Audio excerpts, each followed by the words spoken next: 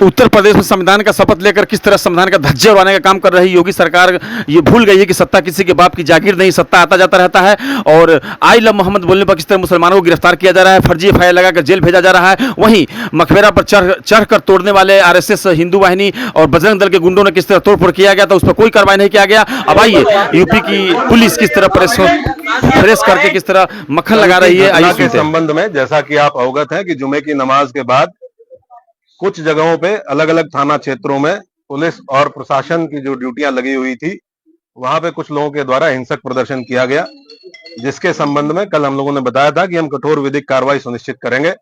उसमें हम लोगों के द्वारा अब तक कुल 10 एफआईआर दर्ज की गई हैं, जिसमें थाना कोतवाली में 5 एफआईआर दर्ज की गई है, थाना बारादरी में 2 एफआईआर दर्ज की गई है, थाना किला प्रेमनगर और कैंट में 1-1 एफआईआर दर्ज की गई है। इन दर्ज एफआईआरों में आज हम लोगों के द्वारा कुल 8 अपराधियों को, जो इस घटना में शामिल थे, 8 अभियुक्तों को गिरफ्तार करके जेल भेजा गया है। उनके नाम मैं आपको पढ़ के बता देता हूं। मौलाना तौकीर रजा, सरफराज पुत्र सलीम, मनीफुद्दीन पुत्र जरीफुद्दीन, अजीम अहमद पुत्र नसीम अहमद, मोहम्मद शरीफ पुत्र मोहम्मद अहमद, मोहम्मद आमिर पुत्र मोहम्मद जाहिद, रिहान पुत्र राजू और मोहम्मद सरफराज पुत्र समीम। इन 8 लोगों को आज हम लोगों के द्वारा गिरफ्तार किया गया है और जो रिमांड मजिस्ट्रेट है उनके समक्ष पेश करते हुए न्यायिक हिरासत में इनको लिया गया है। कोर्ट के आदेश के उपरांत इनको संबंधित जेल में भेजा गया है।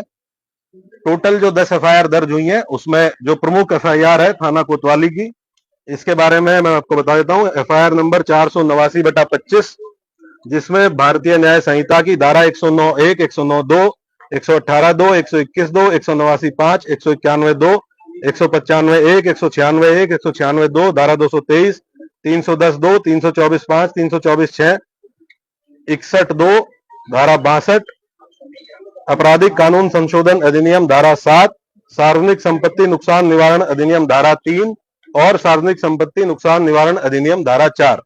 इन समस्त गंभीर धाराओं में जो हमारी प्रमुख एफआईआर है, जो खलील तिराहे पे घटना हुई थी, जिसमें जो पुलिस बल वहां पे लगा हुआ था, मजिस्ट्रेट्स जो वहां पे लगे हुए थे, इनके द्वारा बहुत संयमित तरीके से वहां जो भीड़ आई अचानक से, उसको रोकने का प्रयास किया गया, समझाने बुझाने का प्रयास किया गया। उसके बावजूद इस भीड़ के द्वारा बैरिकेडिंग को तोड़ के पुलिस बल के साथ दुर्व्यवहार करते हुए इस्लामिया कॉलेज पहुंचने के लिए प्रयास किया गया और उसके अंतर्गत पुलिस के ऊपर हमलावर हुए, पुलिस के ऊपर पथराव किया गया। वहां से हम लोगों के द्वारा जो सामग्री रिकवर हुई है उसके बारे में मैं आपको बता देता हूं।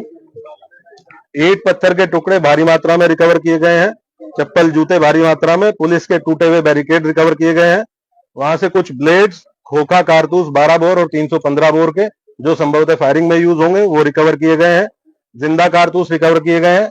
एक तमंचा 12 बोर का, जो संभवतः वहां किसी उपद्रवी के पास से गिर गया था भगदड़ में, एक ये रिकवर किया गया है। अवैध चाकू, लाठी डंडे और कुछ कांच की टूटी हुई बोतलों के टुकड़े, जिनसे पेट्रोल की बदबू आ रही है, जो संभवतः पेट्रोल भर के लाया गया था।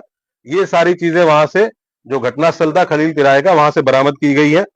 2 वाहन क्षतिग्रस्त हुए हैं, गाड़ी संख्या यूपी 32 EG 3137 और एक मोटरसाइकिल, ये 2 वाहन क्षतिग्रस्त हुए हैं। अभी 8 लोगों को हम लोगों ने गिरफ्तार किया है। टोटल हम लोगों ने 39 लोगों को अब तक हिरासत में लिया है। 8 लोगों को गिरफ्तार करके न्यायिक हिरासत में भेज दिया गया है, जेल भेज दिया गया है। बाकी जितने लोग हैं उनसे हम लोग जो विधिक प्रोसीजर है पूछताछ करते हुए, क्योंकि यह भी बहुत आवश्यक है कि हम इन्वेस्टिगेशन के दौरान ये पता करें कि जो ग्राउंड पे लोग मौजूद थे, जो अलग अलग चौराहों पे पुलिस के साथ मिसबिहेव कर रहे थे, पुलिस के ऊपर हमलावर थे, पथराव कर रहे थे, और इनके पीछे कौन व्यक्ति था जो इनसे लगातार संपर्क में रहते हुए इनको ये करने के लिए उकसा रहा था। तो उस बिंदु पे इनसे पूछताछ की जा रही है। इनके मोबाइल फोन जिन जिनके रिकवर किए गए हैं, उन मोबाइल फोन से भी एविडेंस कलेक्शन किया जा रहा है।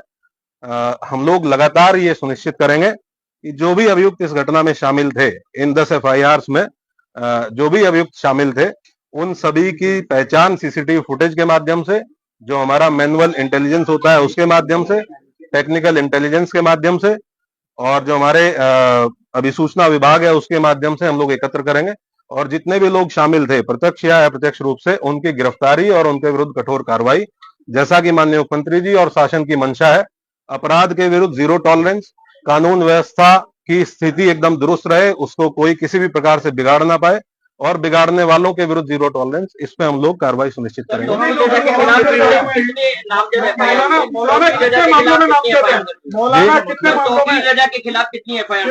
टोटल अभी तक 7 FIRs हैं, जिनमें मौलाना तौकीर रजा का नाम प्रकाश में आया है, और हम लोग ये इन्वेस्टिगेशन में भी इसको पार्ट बनाएंगे कि जो लोग, जिन लोगों ने पहले दिन लेटर लिख के दिया था और यह आश्वासन दिया था कि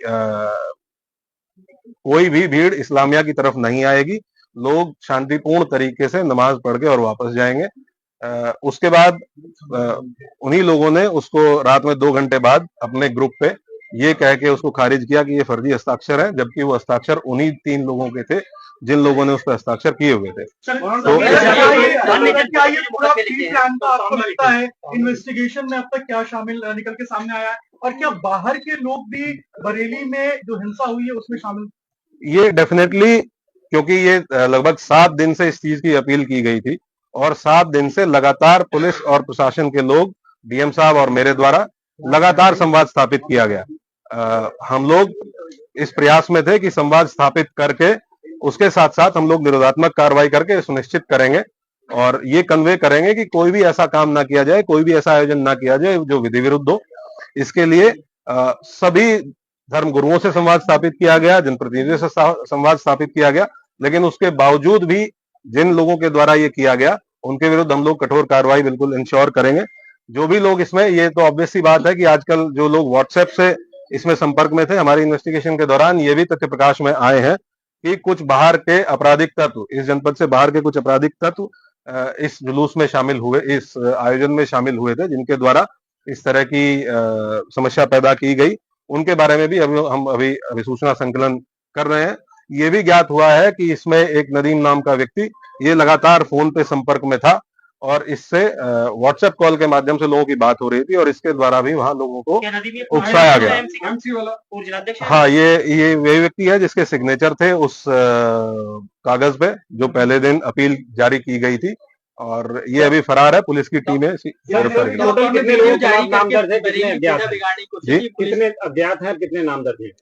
ये पूरा, क्योंकि हम लोगों ने टोटल 10 FIR दर्ज की हैं, तो उसमें अलग अलग जहां जहां घटना स्थल है, जहां जहां पे जो घटनाएं हुई हैं, उसमें अलग अलग लोग नामजद है। टोटल 7 FIRs हैं, जिनमें इनका भूमिका पाई गई है। विधिक प्रावधान के अंतर्गत जो भी कार्रवाइयां पॉसिबल है, वो सब कार्रवाइयां सभी के विरुद्ध इंश्योर की जाएंगी, सुनिश्चित की जाएंगी। पिछला इतिहास भी निकाला जाएगा तमाम। हम लोग सभी अभियुक्तों का आपराधिक इतिहास निकालेंगे, पुराने मुकदमे ये देखेंगे कि उन पुराने मुकदमे की वर्तमान में कोर्ट में क्या स्थिति है, ट्रायल में क्या स्थिति है, और उनमें हम लोगों के स्तर से क्या और तेजी लाई जा सकती है, उसके बारे में भी काम किया जी। मौलाना को कोर्ट नॉर्मली जब भी कोर्ट के समक्ष पेश किया जाता है तो 14 दिन की न्यायिक हिरासत कोर्ट के द्वारा सामान्यतः दी मतलब कोई पुराना, मतलब कि बरेली में कुछ बड़ा करने के आयोजन से ही बड़ा करना चाह रहे थे बरेली में। ये हम लोग आपको इन्वेस्टिगेशन, जैसे जैसे इन्वेस्टिगेशन प्रोसीड करेगी कि इस मंशा क्या थी, और जी यहाँ का जुरिस्डिक्शनल जेल बरेली जेल है, और जो यहाँ पे रिमांड मजिस्ट्रेट है उनके द्वारा उनको बरेली जेल में न्यायिक हिरासत में भेजा। आपने बताया कि तमंचा भी बरामद हुआ है, क्या इस पूरे इंसिडेंट में फायरिंग हुई है? पहला सवाल ये। दूसरा, पुलिस वालों को भी चोटें आई हैं, क्या उनको भी छर्रे लगे हैं, और कितने पुलिस वाले ऐसे हैं जो अभी घायल हैं? कुल 22 पुलिसकर्मी, कल अब जब हम लोगों ने अपनी पूरी टीम को गैदर किया, कुल 22 पुलिसकर्मी ऐसे थे जो इंजर्ड थे, जिनका मेडिकल एग्जामिनेशन कराया गया। कुछ 22 पुलिसकर्मी, कुछ लोग ऐसे हैं जिनको डाउटफुल फायर आर्म इंजरीज हैं, उनका भी फाइनल मेडिकल परीक्षण कराया जा रहा है।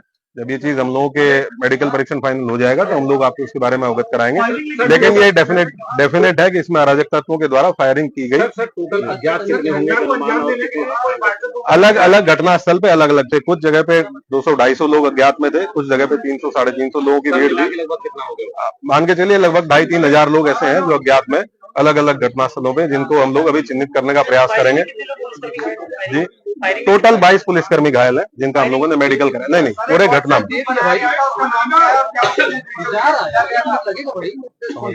सर, ये टूल किट का इस्तेमाल किया गया है क्या बरेली में हिंसा फैलाने के लिए? जिस व्हाट्सएप ग्रुप की आप बात कर रहे हैं, क्या सोशल मीडिया के जरिए प्रोपेगेंडा फैलाया गया था? क्योंकि कानपुर की घटना का बरेली में बार बार जिक्र आ रहा था, जब हम भी बात कर रहे थे कानपुर की घटना का। ये हम लोग इन्वेस्टिगेशन के दौरान अगर कोई इस तरह की चीज हम लोगों के सामने आएगी तो मोस्ट डेफिनेटली उसको आप लोगों के साथ शेयर करेंगे। और मैं आप लोगों को इसके माध्यम से एक चीज और बताना चाहूंगा कि हम लोग किसी भी निर्दोष व्यक्ति को किसी भी प्रकार से प्रताड़ित नहीं किया जाएगा। किसी भी ऐसे व्यक्ति को जो इस घटना में शामिल नहीं था उसको परेशान नहीं किया जाएगा, और जो इस घटना में शामिल थे या प्रत्यक्ष या प्रत्यक्ष रूप से शामिल थे उनको बख्शा नहीं जाएगा। सर, अब तक कितनी गिरफ्तारी हो चुकी है और 8 को देख चुके हैं आप, इसके अलावा और गिरफ्तारी? मैंने आपको बताया टोटल 39 लोग हैं जो हिरासत में लिए गए थे, 8 लोगों को जेल भेजा गया। सर, इंटरनेट बैन की जो बात निकल के सामने आ रही है, क्या सोशल मीडिया वाले इंटरनेट बैन का प्लान है? नहीं, इस प्रकार की कोई चीज नहीं, इस प्रकार की। Thank you.